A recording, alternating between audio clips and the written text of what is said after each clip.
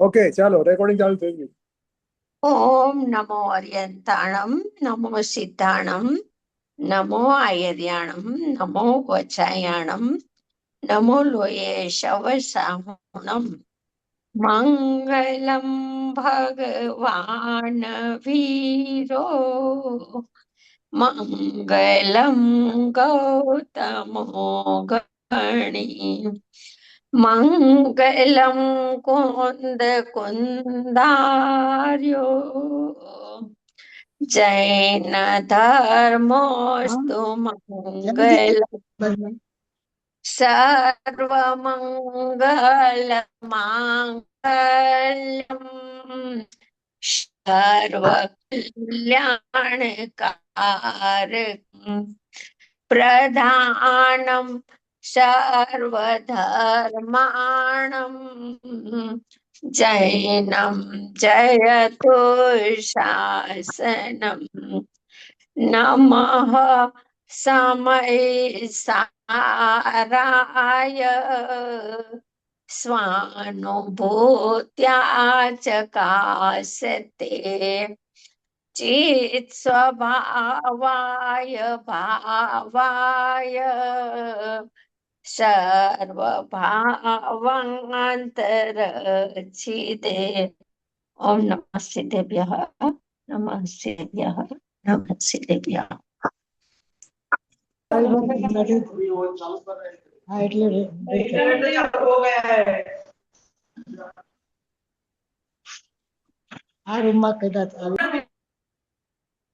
આધ્યાત્મક ક્રાંતિ સર્જક પરમ કૃપાળુ પરમ પૂજ્ય સદગુરુદેવ શ્રી કહાન ગુરુદેવ વર્તમાન કાળના એક મહાન અધ્યાત્મ યુગ પુરુષ રહ્યા.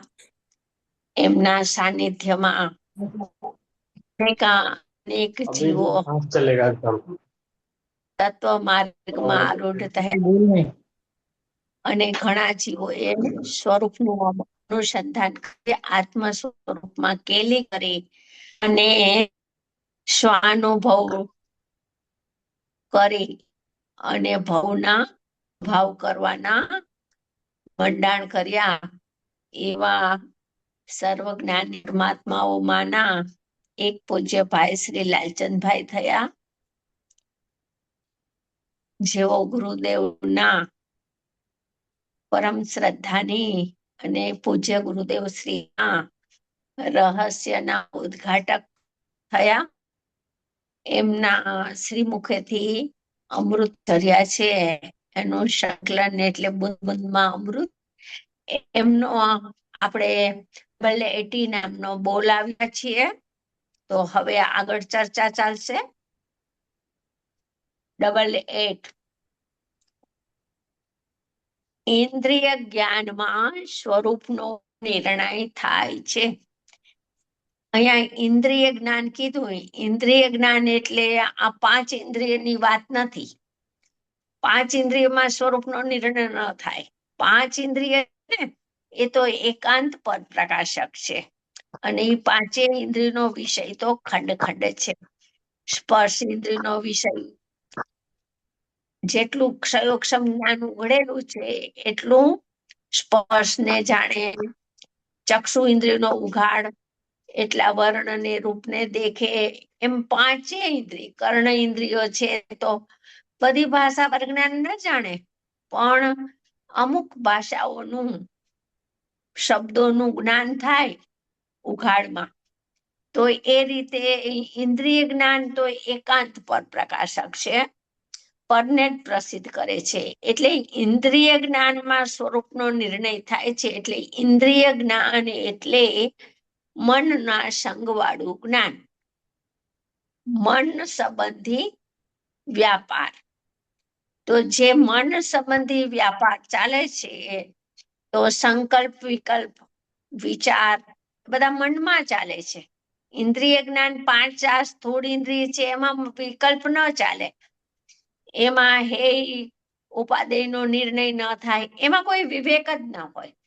જ્યારે મનવાળું પ્રાણી પામે છે, સંઘની પંચેન્દ્રિય જીવ છે, એ સમ્યક્ત્વનો અધિકારી છે. શું કામ એને અધિકારી કીધો છે કે મનવાળું પ્રાણી છે માટે?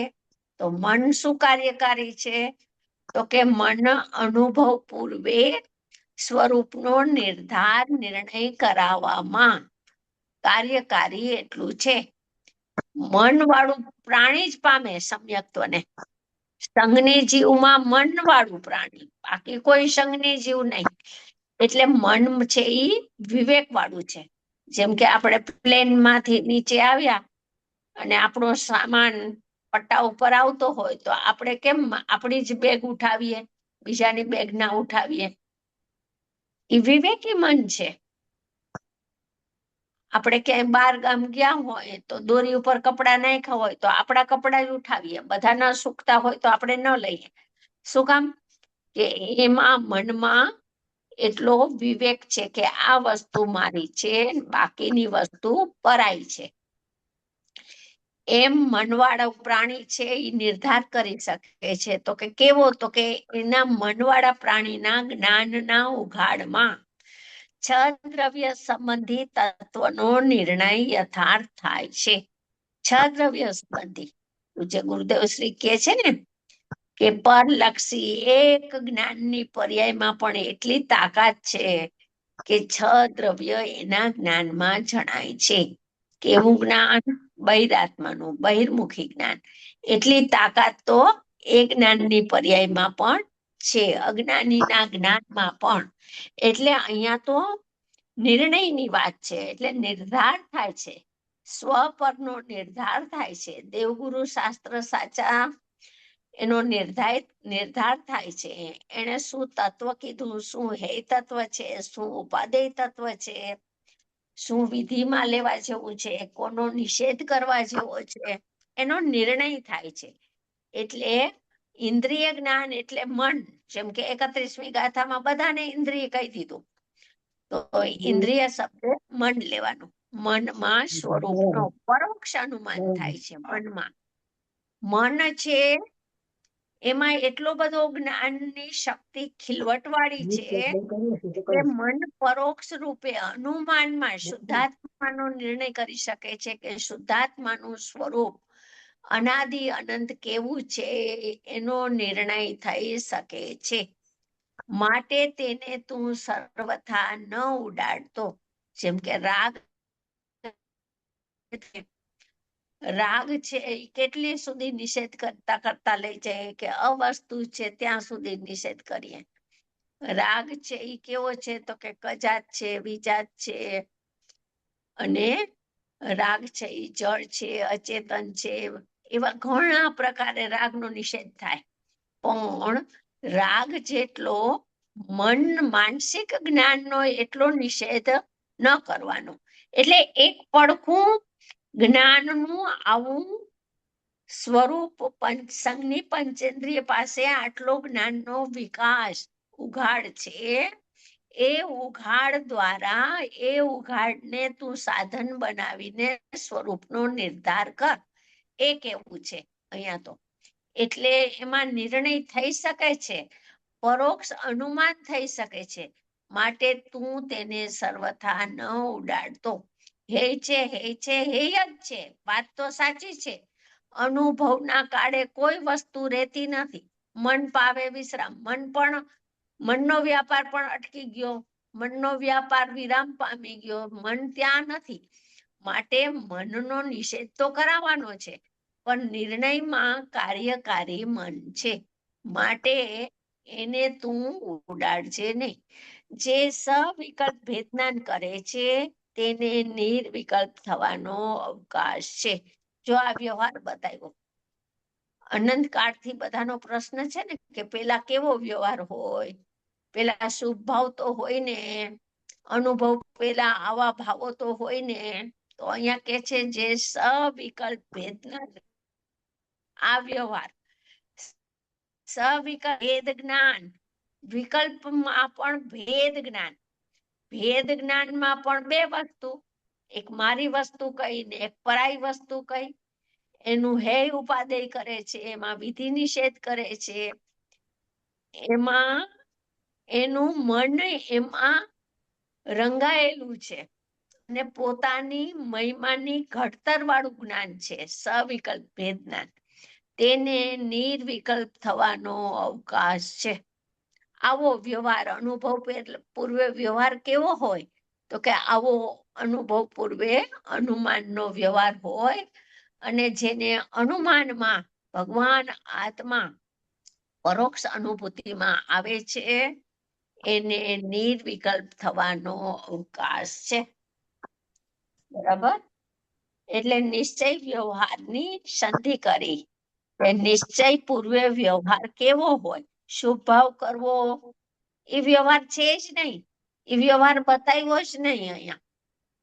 પરંતુ સ્વરૂપનો નિર્ધાર કરવો, નિશ્ચય કરવો, નિર્ણય કરવો. જેમ કે 144 ગાથામાં સમય સારમાં કીધું છે, પ્રથમ શું કરવું અને પશ્ચાત શું કરવું, પેલા શું કરવું? તો કે પેલામાં પેલો તું ભેદ વિજ્ઞાન કર. 9 તત્વોમાં સારભૂત તત્વ શું છે? 5 ભાવોમાં ઉપાદેય ભાવ કયો છે? 6 દ્રવ્યમાં જીવ તત્વ કેવું છે? એનો નિર્ણય કર. થઈ શકે છે નિર્ણય. માટે મનવાળું પ્રાણી કોઈક જ પામે છે. પામે છે તો મનવાળું જ પામશે. પણ મન અનુભૂતિના કાળે મન છે એ રહેતું નથી. મનનો વ્યાપાર અટકી જાય છે, સંકલ્પો વિકલ્પો વિરામ પામી જાય છે. એટલે કે છે કે મનવાળું પ્રાણી ત્યાં સુધી પહોંચે છે, ક્યાં કે રાજાના મહેલના દરવાજા સુધી. પછી રાજાને મળવા જવું હોય, ચૈતન્ય રાજાને, તો એ તો નિર્વિકલ્પ અનુભૂતિ મળવા જઈ શકે. એટલે તેને તું સર્વથા ન ઉડાડતો. બોલો. જે સવિકલ્પ ભેદજ્ઞાન કરે છે તેને જ નિર્વિકલ્પ થવાનો અવકાશ છે. જે ભેદ જ્ઞાનની પ્રક્રિયામાં આવ્યો નથી, એકલો શુભ ભાવમાં જ રત થઈને વર્તે છે, અથવા તો એકલું ઇન્દ્રિયોને સંયમમાં રાખવી કેવી રીતના, અને કેવી રીતના વ્રતાદી ઉપવાસ કરવા, અને એમાં જ જે રત થઈને વર્તે છે એને નિર્વિકલ્પ થવાનો અવકાશ નથી. હવે હા બોલો. હવે આપણે 144મી ગાથાની ટીકામાં કહે છે ને, એને મતિ જ્ઞાન તત્વને આત્મ સન્મુખ કર્યું. તો સન્મુખ થવાની જે વાત આવી, એટલે કે એને વિષયનો નિર્ણય બરાબર કર્યો ત્યાં સુધી. હા, હું જ્ઞાન સ્વભાવી આત્મા છું એમ નિર્ણય કર્યો ને. હા હા, ત્યાં સુધી હા, ત્યાં સુધી આવી શક્યો. નિર્ણયમાં તો આવી શકે છે. જો નિર્ણયમાં જ ના આવતું હોત તો પૂર્વની ભૂમિકા જ નીકળી જાય બધી. તો કોઈ મિથ્યા દ્રષ્ટિ સમ્યક થવા પહેલાની વચ્ચેની ભૂમિકા, તો વચ્ચેની ભૂમિકાનું જ્ઞાન કરાવે છે કે આવો એક વચ્ચે ભૂમિકા આવે છે સાધક થયા પહેલા. બરાબર.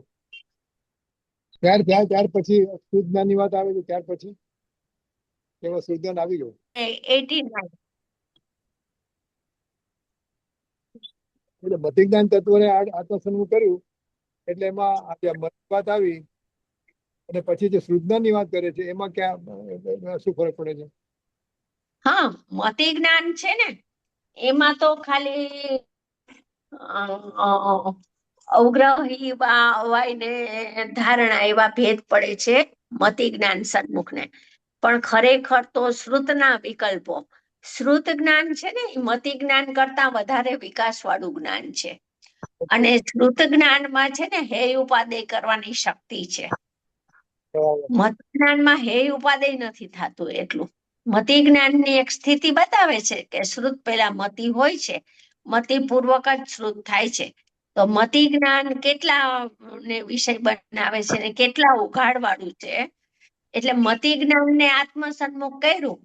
હવે પછી બહિર્મુખ વળેલી બધી બુદ્ધિઓને, એટલે ઉપયોગનો વ્યાપાર પરલક્ષી હતો ને પરસન્મુખ વળેલો હતો, એને આત્મસન્મુખ કરે છે બધી બુદ્ધિઓને. તો પછી આત્મસન્મુખ કરે છે તો આખો વ્યાપાર ઉપયોગનો આખો ઢલાણ છે, ઉપયોગનો આખો વિષય બદલી જાય છે. હું જ્ઞાન સ્વભાવી આત્મા છું, માત્ર ઓનલી કેવળ જ્ઞાન સ્વભાવી છું એવું શ્રદ્ધામાં આવતા એની સમગ્ર કરતા બુદ્ધિ ઉડી ગઈ. સંકલ્પ વિકલ્પ થી પાર આત્મજ્યોતિ હું તત્વ છું, જ્ઞાન સ્વભાવી આત્મા છું. તો ઈ પરિણતિ જ્ઞાન સ્વભાવમાં આરૂઢ થઈ જાય છે ત્યારે મન છે એ વિરામ પામી ગયું. મન મરી ગયું એક સમય પૂરતું. અમુક સમયો રહે છે અનુભૂતિ, ત્યાં સુધી મન વિરામ પામી ગયું છે. પછી પાછું મન ચાલુ થઈ જાય છે, મનનો વ્યાપાર. સદુપયોગના કાળે મનનો વ્યાપાર નથી, એટલે મનને પણ ઇન્દ્રિયની સંજ્ઞા આપી છે. એટલે ટૂંકમાં મતિ જ્ઞાન ને આત્મસન્મુખ કર્યું એટલે જે મતિ જ્ઞાન પેલા સ્વાદમાં અને ગંધમાં અને સ્પર્શમાં જે રોકાયેલું હતું તો એ બંધ કર્યું અને પછી શુદ્ધના ને આત્માનો નિર્ણય કર્યો. શ્રુત જ્ઞાન છે ને એ બહુ બળવાન છે, અને શ્રુત જ્ઞાનમાં છે ને પરોક્ષ અનુભૂતિ થાય છે, અને શ્રુત જ્ઞાન છે ને એમાં જ ખરેખર હે ઉપાદેય તત્વનું નિશ્ચય નિર્ધાર થાય છે. મતિ જ્ઞાન તો પેલા એક આવે છે, મતિ જ્ઞાનની સ્થિતિ, પણ મતિ જ્ઞાન છે એ અનુભૂતિમાં કાર્યકારી જેટલું શ્રુત જ્ઞાન છે ને એટલું મતિ જ્ઞાન નથી. શ્રુત જ્ઞાનને વિશેષ, શ્રુત એટલે મતિએ જાણેલું છે એનું વિશેષ સ્પષ્ટતાપૂર્વક, વિશેષ સૂક્ષ્મતાપૂર્વક જાણવું એનું નામ શ્રુત જ્ઞાન છે. બરાબર? હા, એટલે વિકલ્પો સંકલ્પ વિકલ્પ મતિ જ્ઞાનમાં નથી થતા, સંકલ્પ વિકલ્પ શ્રુત જ્ઞાનમાં થાય છે. બરાબર. ઓકે. હા.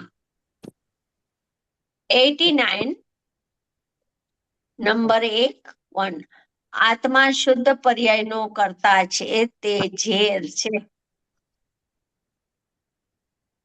આત્મા શુદ્ધ પર્યાયનો જ્ઞાતા છે એમ આવે તોય પણ હજી ભેદ છે, જ્ઞાતા છે એમ કે તો ભી હજી વ્યવહાર છે, પણ જ્ઞાતામાંથી તો ગયા પણ કરોતી ક્રિયામાં આવી ગયા, કર્તા છે.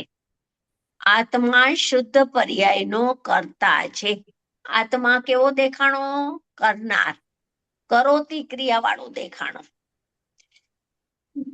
આત્મા છે એ જ્ઞપ્તિ ક્રિયા વાળો ન દેખાણો, કરોતી ક્રિયા કરવા વાળો કરતા છે. અથવા તો સાધક હોય તો એને નહીં લાગુ પડે છે, તો એને વ્યવહાર નહીં, એક નિશ્ચય પૂર્વકનો વ્યવહાર પ્રગટ થાય છે સાધકને.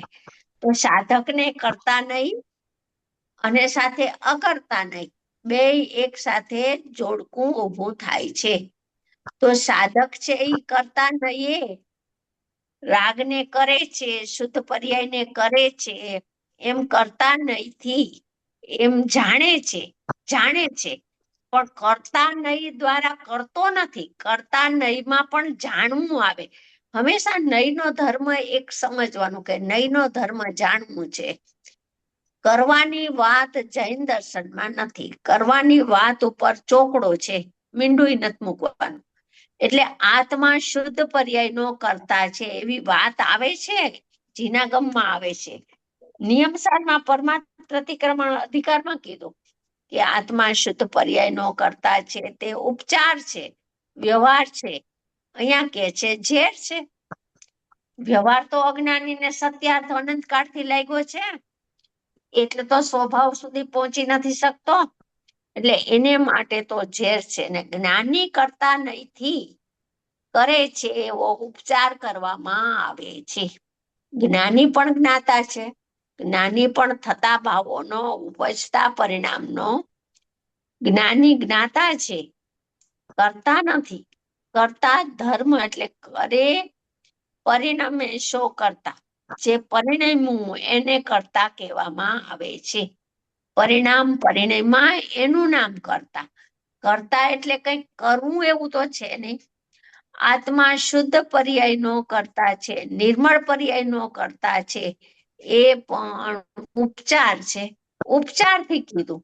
પછી ભાઈ શ્રી ઘણી વખત કહે છે ને, ગોદિકાજીની વાત કરીને કે જયપુરમાં એક ગુરુદેવનું ટંકોત કિરણ વાક્ય નીકળ્યું પંચકલ્યાણક વખતે કે આત્મા, શુદ્ધાત્મા ઉપચારથી પણ નિર્મળ પર્યાયનો કરતા નથી. જો વ્યવહારનો નિષેધ કરી દીધો, નિર્મળ પર્યાયનો પણ ભગવાન આત્મા કરતા નથી. અકર્તા કેવી રીતના કરે? અકર્તત્વ શક્તિથી ભરેલો સમ્રાટ, એમાં કરવાની ક્રિયા જ નથી કોઈ, કરવું એના સ્વભાવમાં જ નથી, તો કરે છે એ ઉપચારના કથન છે, વ્યવહારના કથન છે. અજ્ઞાની એ બધો વ્યવહાર ઓળંગવો પડશે, ત્યારે અકર્તા જ્ઞાયક સ્વભાવ સુધી પહોંચી શકશે. કરતા શુદ્ધ પર્યાયનો, રાગનું કરતા તો વાતે નથી હો, કેમ કે રાગનું કરવું તો દ્રવ્ય ગુણ પર્યાયમાં નથી, પણ જેને નિશ્ચય પ્રગટ્યો છે એને કરતાનો વ્યવહારે ઉપચાર આવે છે. પણ પૂજ્યભાઈ શ્રી કહેતા હતા કે એ ઉપચાર સાધકને, જ્ઞાનીને ખટકે છે. એટલે ફરીને સાધક ઉપચારને જીતવા માટે એમ કે છે કે હું થતા પરિણામનો, નિર્મળ પરિણામનો કરતાય નથી, કાર્યતાય નથી, અનુમોદકે નથી, અને એનું કારણે નથી. હું તો ચૈતન્યના વિલાસ સ્વરૂપ શુદ્ધ આત્માને જાણું છું. નંબર 2, આત્મા શુદ્ધ પર્યાયનો અકર્તા છે, તે અમૃત છે. પેલું ઝેર છે, અજ્ઞાનીને તો ઝેર જ મીઠું લાગે છે ને. અજ્ઞાનીને તો કરતા બુદ્ધિ પડી છે, એટલે કરવાની વાત આવે એટલે શાસ્ત્રમાંથી પણ વ્યવહાર ગોતે છે કે જો આ કરવું આવ્યું ને. અને જ્ઞાનીને તો અકર્તા સ્વભાવ દ્રષ્ટિમાં આવ્યો છે, એટલે જ્ઞાની ખૂણે ખાંચરે કરતાની વાત આવે તો એ વ્યવહાર માનીને એનો નિષેધ કરીને સ્વભાવમાં ચાલ્યો જાય છે જ્ઞાની. આત્મા શુદ્ધ પર્યાયનો અકર્તા છે, તે અમૃત છે, ઓલું ઝેર છે, અને આમાં સાક્ષાત શુદ્ધ ઉપયોગ ફરીને આવે છે, માટે તે અમૃત છે. નંબર 3, અજ્ઞાનીને એમ લાગે છે કે આ સ્યાદવાદને ઉડાડે છે. કોણ ઉડાડે છે? જ્ઞાની. એમ કે છે ને કે શુદ્ધ પર્યાયનો અકર્તા છે, એ ગમતું નથી એને. એટલે અજ્ઞાનીને એમ લાગે છે કે કથનચિત કર્તાની વાત આવે તો બરાબર છે, તમે સર્વથા અકર્તા તો તમે અનેકાંતને, સ્યાદવાદને ઉડાડો છો. પણ તે શ્રદ્ધાને પોષે છે તેની ખબર પડતી નથી. વારંવાર કરતાપણાનો નિષેધ. ભાઈ શ્રી કહેતા કે ઉપચારે કરતા છે એ જોખમ છે. અજ્ઞાની જો એને વારંવાર આગળ કરશે તો એને કરતા બુદ્ધિ થઈ જવાનો સંભવ છે, કરતા બુદ્ધિ થઈ જશે એને. એટલે જ્ઞાની તો બીતા વ્યવહારની વાત કરે છે, અને અજ્ઞાનીને એ વ્યવહાર છે એ નિશ્ચય મનાય છે, અને સ્વભાવ રહી જાય છે પાછળ, સ્વભાવ તીરોભૂત થઈ ગયો. એટલે સ્યાદવાદને ખરેખર જ્ઞાની જ માને છે, અને અજ્ઞાનીને તો સ્યાદવાદનો પક્ષ છે. એટલે જ્યાં સ્વભાવની રમઝટવાળી, તીખાસવાળી વાત આવે ને તો એને એમ થાય છે કે જ્ઞાની સ્યાદવાદને ઉડાડે છે, પણ તે શ્રદ્ધાને પોષે છે. આ મોટો ગુણ, જૈન દર્શનમાં પ્રવેશવાની ચાવી. જેનું શ્રદ્ધા પોષક જ્ઞાન બનશે એને જ જ્ઞાનમાં જ્ઞાન પોષક જ્ઞાનત્વની ખબર પડશે. જેનું જ્ઞાન શ્રદ્ધા પોષક પુષ્ટ નહીં થઈ ગયું હોય એને હું જ્ઞાયક છું, સંપૂર્ણપણે જ્ઞાતા છું, એવું એને ભાસવાનું નથી. એને ખૂણે ખાંચરે આત્મા ક્યાંય ને ક્યાંય અભિપ્રાયમાં કરતા રાખે અંદરમાં. એટલે શ્રદ્ધા પોષક જ્ઞાન છે એ જ સાચું જ્ઞાન છે.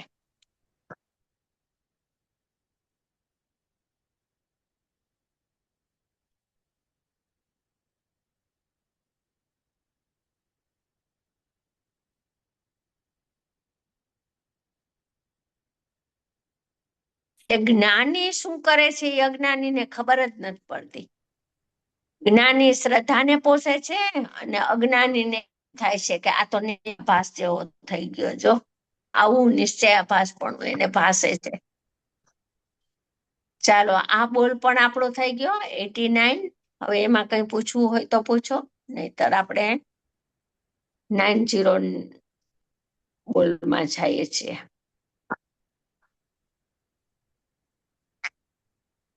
ઉપયોગના પ્રયોગ અનુસાર કસાય થાય છે. એટલે શું? ચય ને કસાય એક સમયમાં થાય છે. ઉપયોગ પરમાં જોડાણો એ વિષય. હવે જેટલી માત્રામાં ઉપયોગ પરમાં એકત્વ બુદ્ધિપૂર્વક જોડાય છે એ સમયે કસાયની માત્રા પણ એટલી જ તીવ્ર હોય છે. એમ ઉપયોગના પ્રયોગ અનુસાર કસાય થાય છે. આપણે એમ કે ક્યાંય લગ્ન પ્રસંગે ગયા હોય, કોઈ બધા સગાવાલા મળતા હોય, તો વાતોચીતો એટલી બધી થતી હોય તો જમવાનું ભૂલાઈ જાય. હવે કલાક મોડા જમશું આપણે, કઈ વાંધો નહીં. તો શેમાં રસ છે કે સગાવાલા મળ્યા છે એમાં. તો ઉપયોગ ક્યાં પ્રવર્તે છે? વાતોચીતોમાં. બરાબર? તો જમવાનું ભૂલાઈ ગયું, બીજી બધી વાતો ભૂલાઈ ગઈ, તો ઈ કસાય ઓછો થઈ ગયો, કમ થઈ ગયો કસાય. એમ કસાયની માત્રા ઘટી ગઈ. અને 5 ઇન્દ્રિયના વિષયમાં પુષ્ટ થતો હોય તો કસાય વધી ગયો. એટલે ઉપયોગ એટલે અહીંયા મન લેવું. મન ઉપયોગ એટલે ઓલો સામાન્ય ઉપયોગ નહીં.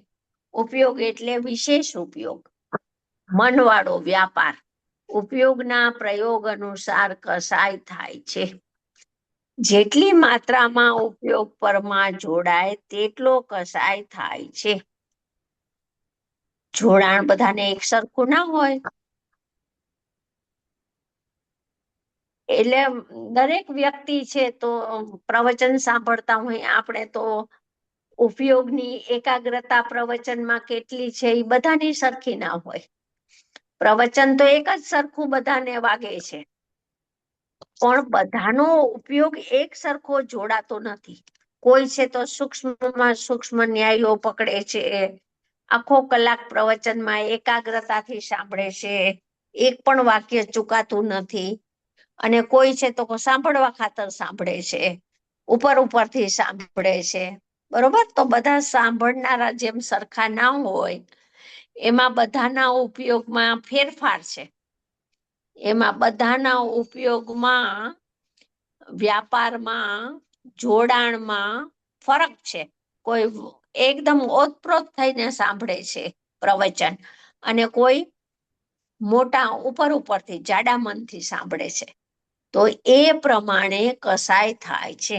જે શુદ્ધાત્મામાં એકદમ ઓતપ્રોત થઈને સાંભળે છે, તો એનો છે તો હજી વિકલ્પવાળો વ્યાપાર, પણ એની કસાયની માત્રા મંદ પડે છે, ગળે છે. અને જે સાંભળવા ખાતર સાંભળે છે, તો એની માત્રા છે કસાયની, એ એવી ને એવી તીવ્ર ને તીવ્ર રહે છે, ગળતી નથી.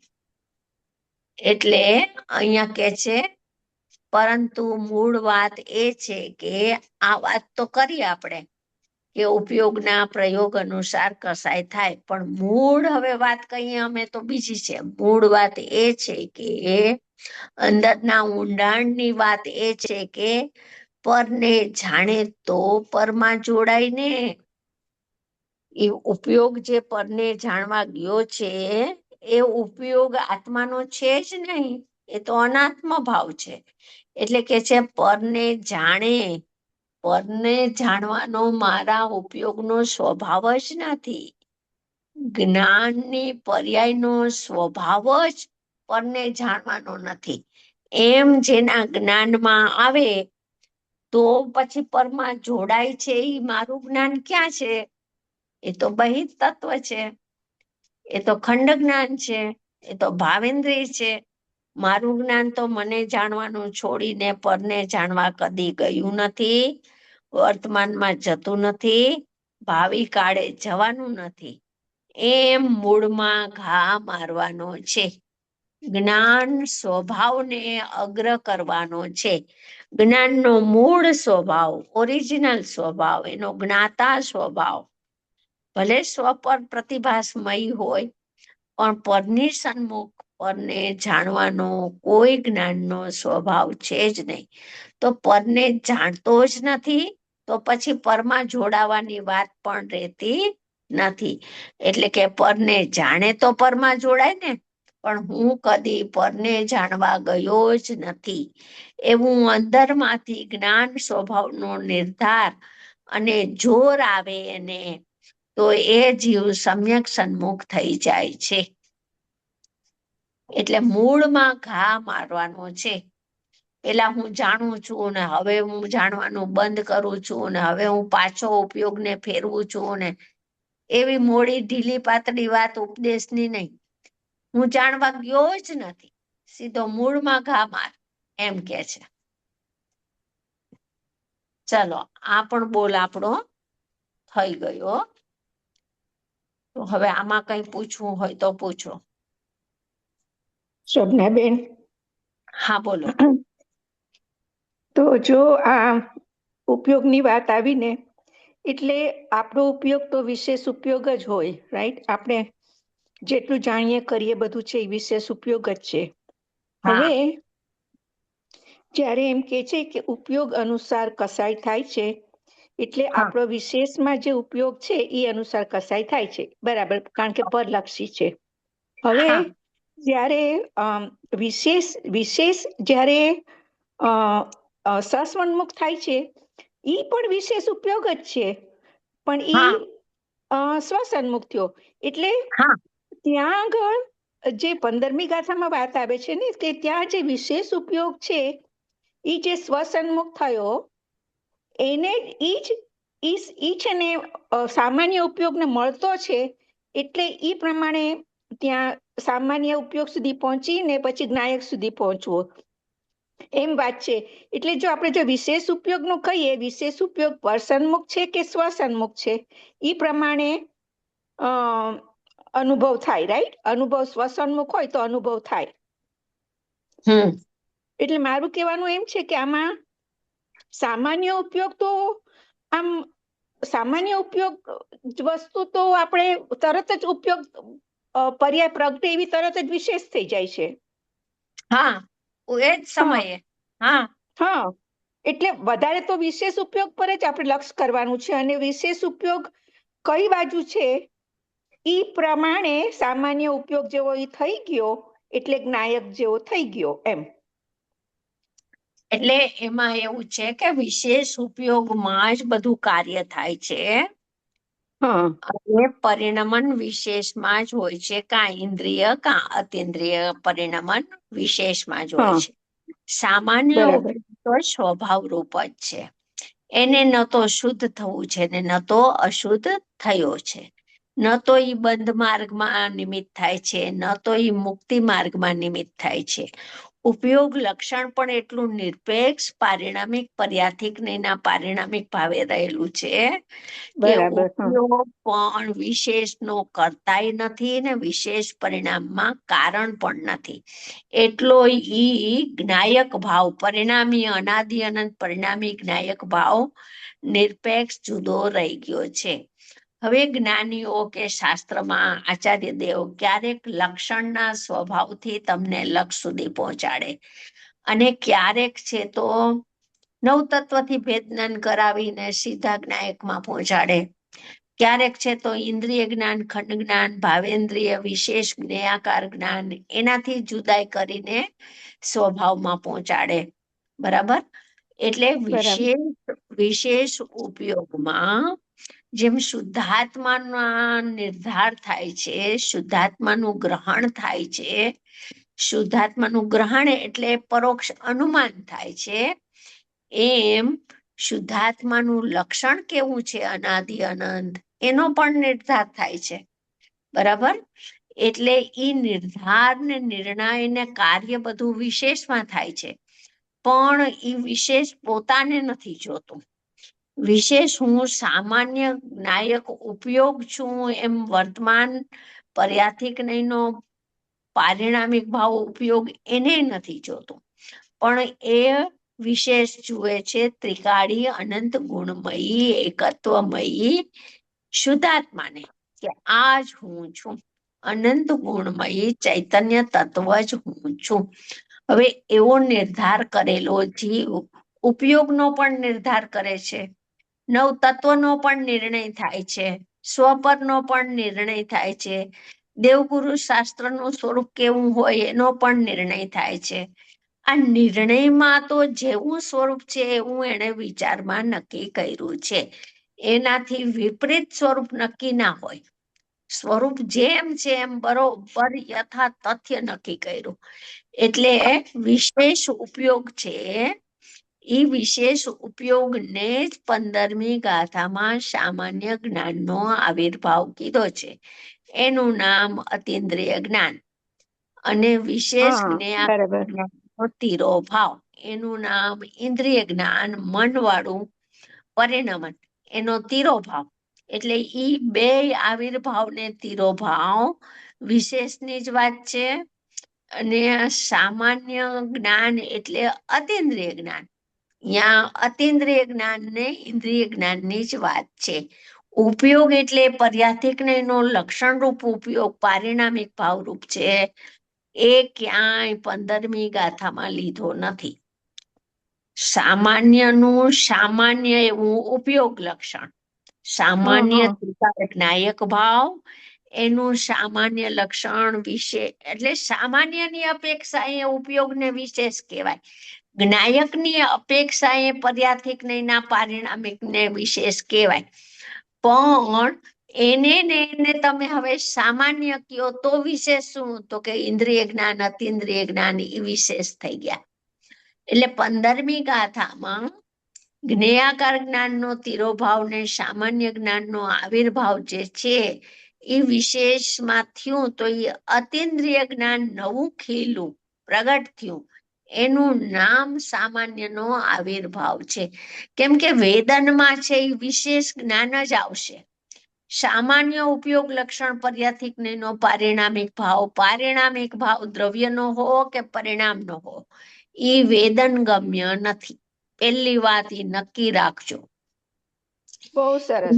સ્વરૂપનો નિર્ધાર થાય, નક્કી થાય, ખ્યાલમાં આવે, જ્ઞાનમાં આવે, પણ એ વેદનમાં ન આવે. વેદનમાં તો વિશેષ ઉપયોગ મતિ શ્રુતનો વ્યાપાર અંતર્મુખ વળ્યો એનું જ સ્વસંવેદન હોય.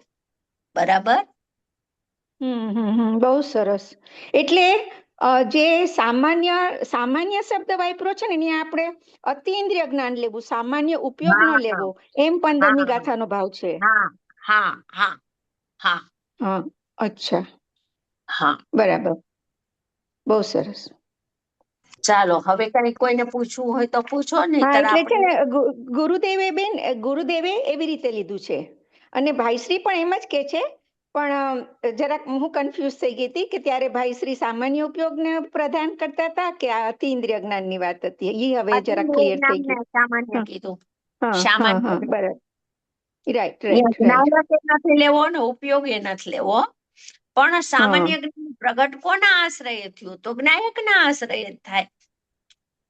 હવે જો આપણે એમ વાત છે કે વિશેષ જ્ઞેયાકાર જ્ઞાન છે એનો તિરોભાવ થાય છે, અને જ્ઞાનનું જ્ઞાન થાય છે. જ્ઞાનમાં આ હું છું એવી બુદ્ધિ થાય છે. તો જ્ઞાન થઈ ગયું, તો ઈ જ્ઞાન હું પણ એ સ્વીકારે છે જ્ઞાનની પર્યાય. એટલે જ્ઞાનમાં હું પણ સ્વીકારતો જ્ઞાયકનો જ છે, પણ અહીંયા જ્ઞાયક શબ્દ લીધો નથી ક્યાંય 15મી ગાથામાં. ક્યાંય જ્ઞાયક શબ્દ નથી. આ જ્ઞાન છે એનું કારણ છે ને બેન, એનું કારણ છે ને, કારણ કે ત્યાં જ્ઞાન નથી બતાવવું, ત્યાં આખો વસ્તુ અનંત ગુણમય વસ્તુ બતાવી છે, એટલે જ્ઞાયક શબ્દ શું કામ વાપરે? નહીં, એમ નથી. એમ છે કે 14મી અને 15મી ગાથાની સંધિ છે. 14મી ગાથામાં દ્રષ્ટિનો વિષય પ્યોર આપી દીધો, 5 ભાવોથી રહિત. અબદ્ધ બરાબર. સ્પષ્ટ અનન્ય એકરૂપ, બરોબર, અને હા. વિશેષથી રહિત સામાન્ય. હવે એનો નિર્ધાર થઈ ગયો 14મીમાં. હવે 15મીમાં તો જીન શાસન અનુભૂતિને જીન શાસન કીધું. આવો નિર્ધાર કરનાર, આવું નક્કી કરનાર, આવો સ્વીકાર કરનાર કે હું 5 ભાવોથી રહિત એકલો સામાન્ય ચૈતન્ય માત્ર છું, એવો સ્વીકાર કરનાર જે છે એ જીન શાસન છે, એ અનુભૂતિ છે. તો 15મી ગાથામાં જ્ઞાન પ્રધાનથી વાત છે ને 14મી ગાથામાં દ્રષ્ટિ પ્રધાનથી આખી વાત છે. એટલે 14 અને 15ની સંધિ એમાં પૂરું જૈન દર્શન આવી ગયું. અનુભૂતિ તે જૈન દર્શન. ત્યાં 15મી ગાથામાં જીન શાસન ને અનુભૂતિને જીન શાસન કીધું. તો અનુભૂતિનો વિષય 14મીમાં આપી દીધો. એટલે 15મીમાં હવે અનુભૂતિના વિષયની વાત નથી કરી, પણ અનંતકાળથી પરલક્ષી જ્ઞેય લુપ્ત થઈ ગયો તો, અને વિશેષોના સંબંધવાળું એવા જ જ્ઞાનનો અનુભવ કરતો હતો. એ જ્ઞાનના અનુભવમાં જ્ઞેય લુપ્તપણું હતું. એ વ્યાપાર છે એ છૂટી અને સ્વરૂપ સન્મુખનો વ્યાપાર કેવી રીતના થાય એની આખી વિધિ બતાવી છે 15 ગાથામાં. સમજાણું? બહુ સરસ. હા હા. 5 ઇન્દ્રિય જ્ઞાનનો નિષેધ કરાયો છે 15 ગાથામાં ખાસ. બરાબર. હા એકદમ ભાવેન્દ્રિયનો ભાઈશ્રીએ તો ભાવેન્દ્રિયનું પર બહુ જ સુંદર રીતે આખું જુદું જ ભિન્નતા, અતિઇન્દ્રિય અને ભાવેન્દ્રિયની ભિન્નતા બતાવી. હા, બસ એમ. એટલે આપણે ગાથા અનુસાર સમજીએ ને તો આખો હાથ સમજાય જાય. એનું કહેવાનું આચાર્ય ભગવાનનું હૃદય સમજાય. બરાબર. હા. ચાલો હવે 91માં આવ્યા આપણે. હા, કળશ ટીકા શ્લોક 8માં. એમ ન લીધું કે ચેતના લક્ષણથી પર્યાયને જાણે છે. ત્યાં એમ કહ્યું કે જીવને જાણે છે. જો કેવી સરસ વાત છે કે ભેદ બુદ્ધિ કરતા પણ ચેતના લક્ષણ પણ જીવ, ચેતના લક્ષણથી જીવ જણાય છે, ઉપયોગથી ઉપયોગવાન જણાય છે, જ્ઞાનથી જ્ઞાયક જ્ઞાનવાન ભગવાન જણાય છે. આ એક લીટીમાં આખું સ્વપ્રકાશક લક્ષણ ખોલી નાખ્યું. ભેદ બુદ્ધિથી દેવગુરુ શાસ્ત્ર જણાય છે એમ ના કીધું. ભેદ બુદ્ધિથી 6 દ્રવ્ય જણાય છે યાદ ન કર્યું. જે લક્ષણથી અનુભવ થાય, પેલા અનુમાન થાય ને પછી અનુભવ થાય, તે લક્ષણ બતાવ્યું. ભેદ પણ કેટલો કર્યો. વિશેષ કોને જાણે છે? સામાન્યને. ચેતના કોને જાણે છે? જીવને. વસ્તુ વિચારતા ભેદનો વિકલ્પ પણ જૂઠો છે. આટલો વિકલ્પ પણ રહેતો નથી. ખરેખર વસ્તુ તો જ્ઞાન ગોચર છે, પણ જ્ઞાન જ્ઞેયને જાણે છે તે વિકલ્પ જૂઠો છે. જ્ઞાનની પર્યાયને જાણે છે તે વિકલ્પ પણ અસત્યાત ખોટો છે. જ્ઞાનની પર્યાય જ્ઞાયકને જાણે છે એવો વિકલ્પ પણ જૂઠો છે. અહીંયા એ જ વાત કરવા માંગે છે. 8મો કળશ છે ને એમાં તો 12 અંગનો 7 ભરી દીધો છે. અદ્ભુત વાત કરી છે. આ 8મા શ્લોકની તો અદ્ભુત વિશેષતા છે અને પૂજ્ય ભાઈશ્રી ને ગુરુદેવને આમાં બહુ ખીલે. ઉન્યમાનમ ને ઉદ્યોતમાનમ. ઉન્યમાનમમાં પરોક્ષ અનુભૂતિ લીધી છે. આ પરોક્ષ અનુભૂતિ, ભેદ કર્યો, અભેદનો ભેદ કર્યો, ચેતના લક્ષણ અભેદનો ભેદ કરીને અજ્ઞાની જીવને સમજાવે છે. ચેતના લક્ષણથી પર્યાયને લક્ષણને જાણે છે એમ ના કીધું. ચેતના લક્ષણથી પર્યાયને જાણે છે ત્યાં એમ કહ્યું કે જીવને જાણે છે. ભેદ બુદ્ધિથી આટલો વ્યવહાર, જો આ વ્યવહાર ભેદ બુદ્ધિથી પણ અભેદને જાણે છે, સ્વપ્રકાશક લક્ષણથી અનુભવ થાય છે. અનુમાનમાં પણ સ્વપ્રકાશક લક્ષણ ને અનુભવમાં તો સાક્ષાત સ્વપ્રકાશક લક્ષણ છે જ. ભેદ બુદ્ધિથી ચેતના લક્ષણથી જીવને જાણે છે. આટલો ભેદ પડે છે કથન કરવામાં, પણ વસ્તુમાં ભેદ નથી, કેમ કે વસ્તુ તો પ્રત્યક્ષ નિર્વિકલ્પ જ્ઞાન ગોચર છે. ભેદના વિકલ્પો બધા અસત્યાર્થને જૂઠા છે. પણ જાણે છે કોને? અભેદને. આ વસ્તુ મૂળ છે. ભેદને જોતો નથી. આ પર્યાતિક ચક્ષુ બંધ થઈ ગઈ છો, 114 ગાથા આવી. પણ જાણે છે અભેદને. આ મૂળ ટીકામાં છે હો. આ બધી વાત કળશ ટીકા લેશો ને તમે તો એમાં છે, સમય સાધમાં નહીં, કળશ ટીકામાં. ભેદ જાણે છે અભેદને. તો ભેદનો વિષય શું થયો? અભેદ. લક્ષણને જાણતું નથી. उत्पाद ध्रुव ने प्रसिद्ध करे छे. उत्पाद ध्रुव को प्रसिद्ध करके व्यय होता है. शोगानिशी નું વાક્ય નીકળું ને આ. જાણે છે અભેદને, જાણે છે પર્યાય, પણ કોને જાણે છે? વજન આખું યાં છે. ક્રિયા જાણે છે કોને? નિષ્ક્રિય ને. ઈ મેન ઈ વસ્તુ છૂટી ગઈ આખે આખી. અભેદ રહી ગયો ને બાકી ભેદ ભંગમાં એનું વજન ને વ્યાપાર ને બધું પુરુષાર્થ એમાં ઢોળાઈ ગયું. ભેદને જોતો નથી, તે અભેદને જુએ છે. ભેદને જુએ તો એનું નામ વ્યવહાર છે જ નહીં, તો અજ્ઞાન છે. ભેદને જુએ તો એ અનુમાન ગોચર પણ નથી. ભેદ બુદ્ધિથી અનુમાન ગોચર પણ નથી, વ્યવહારમાં પણ ના આવ્યો. પણ ભેદ જુએ છે કોને? અભેદને જુએ છે. અભેદને જુએ છે એનું નામ જ અનુભવ છે. જે પ્રજ્ઞાથી જુદા કર્યા,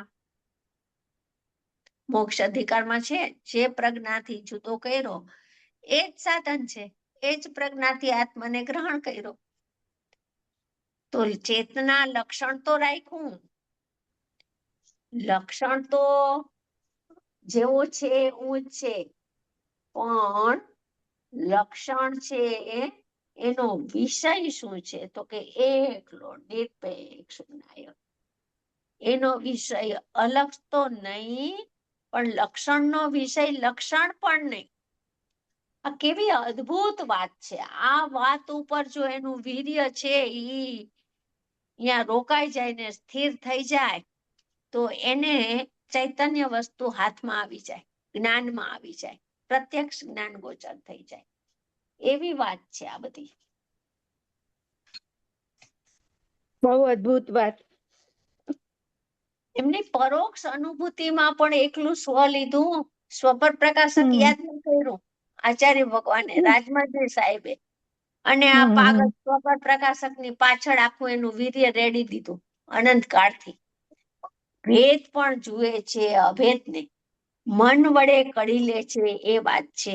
પ્રવચન સારની 80 ગાથામાં અમૃતચંદ્ર આચાર્ય એમ કીધું છે કે મન વડે કડી લે છે. એટલે મન વડે એને પરોક્ષ અનુમાનમાં આત્મા જેવો છે એવો ખ્યાલમાં આવી જાય છે. બરાબર. પછી કે છે સવિકલ્પ સ્વસંવેદનથી આત્માને જાણે છે. જયસેન આચાર્ય ભગવાને પ્રવચન સારની 80મી ગાથામાં સવિકલ્પ સ્વસંવેદન જ્ઞાન કહી દીધું. એને છે સવિકલ્પ પણ સ્વસંવેદન જ્ઞાનમાં સંવેદન આપી દીધું. સ્વસંવેદન, સ્વનું સંવેદન, સ્વનું પ્રત્યક્ષપણું થઈ જાય છે એવું જ્ઞાન. સ્વસંવેદન, સવિકલ્પથી સ્વસંવેદનથી આત્માને જાણે છે. આ સવિકલ્પ સ્વસંવેદન છે એ હજી અનુભવ નથી થયો, એની પૂર્વેની વાત છે. જો પ્રેક્ટિસ વધી જાય તો ઊંઘમાં પણ આ જ આવે કે જાણનારો જણાય છે. એ મંત્ર બહુ મૂળિયા ઊંડા છે અને બહુ અદ્ભુત મંત્ર છે. પ્રેક્ટિસ વધી જાય તો દિવસમાં 10-20 વખત વિચાર કરતો હોય પછી 10-20 વખતમાંથી 50-100 વખત શુદ્ધાત્મા યાદ આવતો હોય એને કહેવાય પ્રેક્ટિસ. પ્રેક્ટિસ વધી જાય તો છે આ પ્રેક્ટિસ. વારંવાર ભેદ જ્ઞાનનો વિચાર વારંવાર એને ઉર્ધ્વ થતો હોય તો શું આવે? આ જ આવે. એને જાણનારો જણાય છે. જાણનાર છું અને જાણનારો જણાય છે. જાણનારો જણાય છે એ વિકલ્પ પણ જૂઠો છે. હું તો સાક્ષાત જાણનાર છું ને એમ અભેદમાં ઢળી જાય છે. જાણનારો જણાય છે, જાણનારો જણાય છે. પછી જાણનારો જણાય છે એમ પણ નથી. હું તો જાણનાર જ છું. પેલા અનુમાન ગોચર લીધું અને પછી અનુભવ ગોચર લીધું. ભેદ બુદ્ધિ કરતા જીવ વસ્તુ ચેતના લક્ષણથી જીવને જાણે છે. લક્ષ ને લક્ષણનો આટલો ભેદ કરીને સમજાવે છે. ખરેખર અભેદ પરિણામી અનાદિ અનંત પરિણામી જ્ઞાતામાં, અનાદિ અનંત પરિણામી સ્વજ્ઞેયમાં લક્ષ લક્ષણનો ભેદ હોતો નથી. સૂર્ય અને પ્રકાશ એનો ભેદ કરીને બતાવે છે કે આ પ્રકાશ છે અને એ સૂર્યને પ્રસિદ્ધ કરે છે.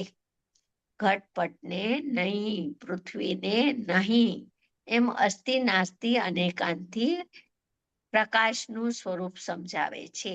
પ્રકાશનું સ્વરૂપ સમજશે એને સૂર્યનું સ્વરૂપ સમજાશે. એમ અહીંયા લક્ષણ કેવું છે? લક્ષણમાં શું જાણે છે? લક્ષણ કોને જાણે છે? તો કે એકલું સ્વપ્રકાશક નાયકને. જો અહીંયા ટકાવી દીધા, બધાને સ્થિર રાખી દીધા. એટલે કે છે કે પ્રેક્ટિસ વધી જાય તો ઊંઘમાં પણ આ જ આવે કે જાણનારો જણાય છે. જાણનાર છું અને જાણનારો જણાય છે. જાણનારો જ જણાય છે. પછી એટલો ભેદ પણ અનુભવમાં રહેતો નથી. એ અનુમાનમાં હોય છે. અનુભવમાં એવો વિકલ્પ પણ અસત્યાર્થને જૂઠો છે. ચાલો, આ બોલ પણ આપણો થઈ ગયો. આમાં કઈ પૂછવું હોય તો પૂછો, નહીતર આપણે 92 નંબરનો બોલ લઈ લેશું. પછી શોભનાબેન, તો અહીંયા લક્ષણથી લક્ષ્ય પકડાયું તો ત્યાં સામાન્ય ઉપયોગને ઉભો ન કરવો.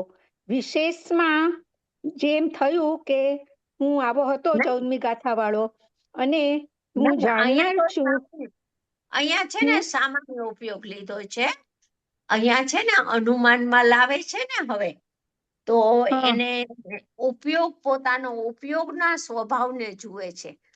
ઉપયોગ છે એ જોશે તો કાર્ય તો બધું વિશેષમાં જ થશે. સમજો તમે, એ વિશેષ પર્યાય ઉપયોગને જુએ છે કે આ ઉપયોગ છે એમાં તો હું જ જણાવું છું ને. એ વિશેષ ભૂલી ગઈ. હું મતિશ્રુતની પર્યાય છું. 8 ભેદ ભૂલાઈ ગયા. જ્ઞાનની પર્યાયના વિશેષો બધા છૂટી ગયા અને વિશેષોથી રહિત એવું સામાન્ય જ્ઞાન ઈ લક્ષણ છે.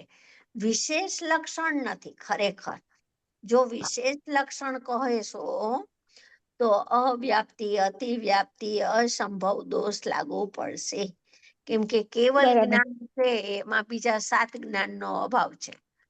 અને નિગોદિયા જીવનું લક્ષણ છે તો એ ઉપયોગ તો અહીંયા છે અને કેવડી પરમાત્માને, સિદ્ધ પરમાત્માને છે.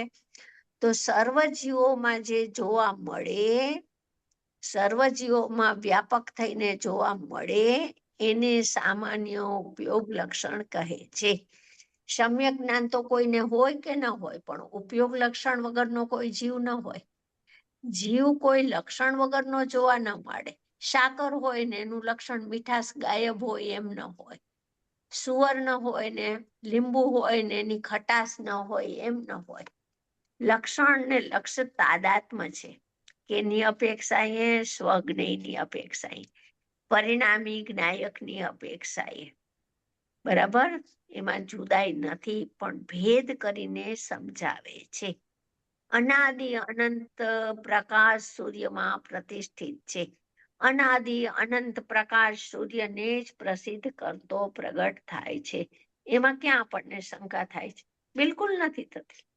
એમાં કેવા નિશંક છીએ એમ અહીંયા નિશંક થવાનું છે આપણે.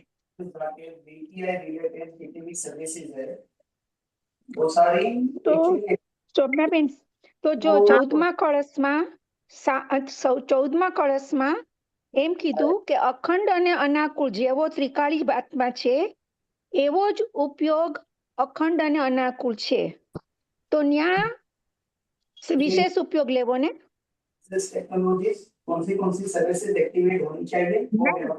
સામાન્ય નહીં જ આખો 14મો કળશ છે ને, વિશેષો બધા ઉપર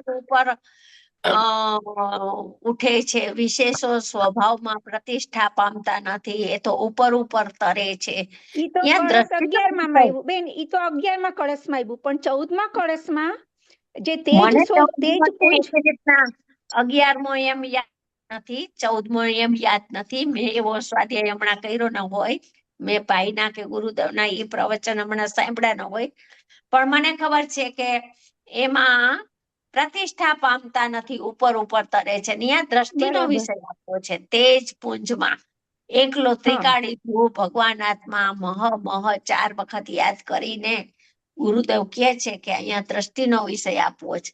એટલે ગાથા, પછી એનો અધિકાર, પછી શાસ્ત્ર ભલે એક જ હોય, પણ અધિકાર બદલતા, ગાથા બદલતા, એમાં બધામાં એક જ સરખું આવે એવું નથી. ગાથા દીઠ એના ભાવો અલગ હોય, પરંતુ બધામાં શું તાત્પર્ય શું છે, તો કે વિતરાગતા પ્રગટ કરવી. એટલે ઘણી વાર તો અધિકાર અને ગાથા પ્રમાણે એનો એજન્ડા ફરી જતો હોય. હા, એને વિષય વસ્તુ જે આચાર્યને કેવી હોય એ જ રીતે આપણે વિચાર કરવો પડે. હા, દ્રષ્ટાંત વિરુદ્ધ હોય ને સિદ્ધાંત વિરુદ્ધ હોય આખો. હવે એમાં આપણે બધી ગાથા બધી જગ્યાએ એપ્લાય કરવા જાશું ને તો એ નહીં લાગુ પડે. આપણે જ્યાં જે ગાથામાં જે કીધું છે એનો ભાવ અહીંયા જ સીમિત રાખવાનો. પછી નવી ગાથામાં આચાર્ય ભગવાનને નવા ભાવ આવ્યા છે, તો અહીંયા એ રીતે જ આપણે સમજવાનું. જો ઓલું આગલું સાંભળેલું છે ઈ આપણે નવામાં એપ્લાય કરશું તો નવું નહીં સમજાય ને ઓલું જૂનું નહીં સમજાય.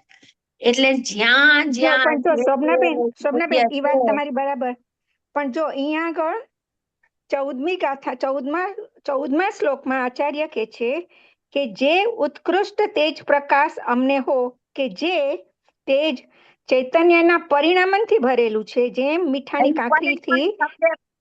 પરિણામન શબ્દે પર્યાય નથી લેવાની.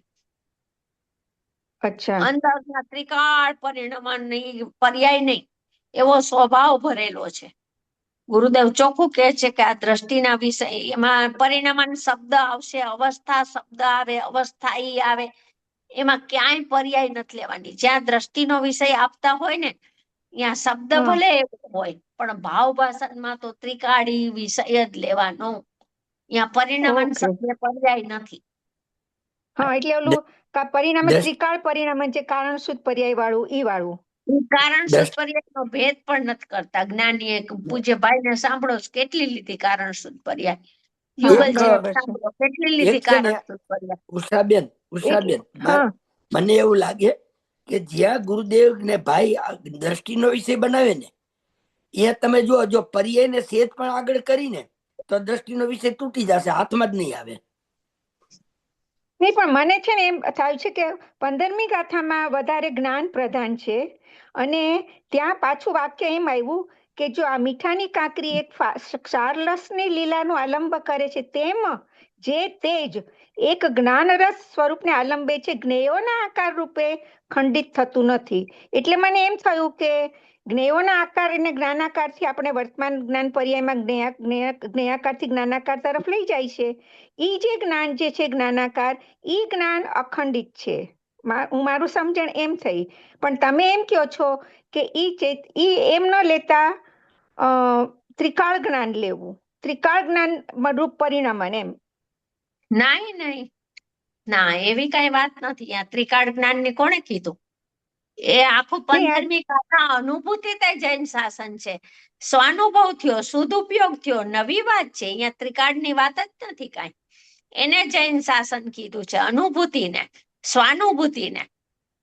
એ હા, તો વિશેષની વાત પછી છે. અહીંયા તમે શું કામ કીધું કે આ દ્રષ્ટિના વિષયની વાત છે? અહીંયા તો જ્ઞાન પ્રદાનથી જ્ઞાનાનુભૂતિ કરાવીને એના ઉપર આચાર્યએ શ્લોક તો લખ્યો છે. 8મો કળશ ચાલે છે અત્યારે, 8મો કળશ, કળશ ટીકાનું ચાલે છે. આ ક્યાં સમયસારનો કળશ ચાલે છે? કળશ ટીકામાં આવું રાજમલજી સાહેબે આવો ખુલાસો અદ્ભુત કર્યો છે, એની વાત ચાલે છે અત્યારે. પણ વાત તો એક જ હોવી જોઈએ ને, ભલે ને રાજમલજી કે આચાર્ય. એ તમને કીધું કે જો અધિકાર અને ગાથા બદલાવતા દરેકમાં શું શું કેવું છે, એનું પ્રયોજન છે, એ બદલાતું જાય, પણ તાત્પર્ય એક જ છે. ગાથા દીઠ તાત્પર્ય નથી બદલાતું. તાત્પર્ય વિતરાગતા છે, અને ભાવો અલગ અલગ ભાવોથી ભગવાન આત્માને, અનુભૂતિને, એના લક્ષણના સ્વરૂપને અલગ અલગ રીતે એનું સ્વરૂપ કહે છે.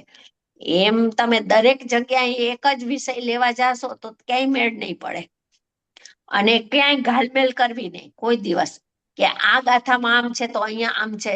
જ્યાં જે આચાર્ય ભગવાન સમજાવવા માંગે છે, અહીંયા આગળ પાછળનું તમે સાંભળેલું છે, વાંચેલું છે, વિચારેલું છે, એ ભૂલી જાઓ, અને અહીંયા શું કહેવા માંગે છે અહીંયા ઉપયોગને જોડી દો, એટલે તમને ઈ ભાવ અહીંયા એકદમ સ્પષ્ટ અને ક્લિયર થઈ જશે. પણ એવું છે, આ ગાથા 15 ભાવ છે, ઈ જ શ્લોક 14 છે, અને એના અનુસંધાનમાં જ હું સમજવા પ્રયત્ન કરું છું. ના, 14માં ઈ ભાવ જ નથી. 14માં ઈ ભાવ નથી. 15 ગાથાનો ભાવ 14માં નથી.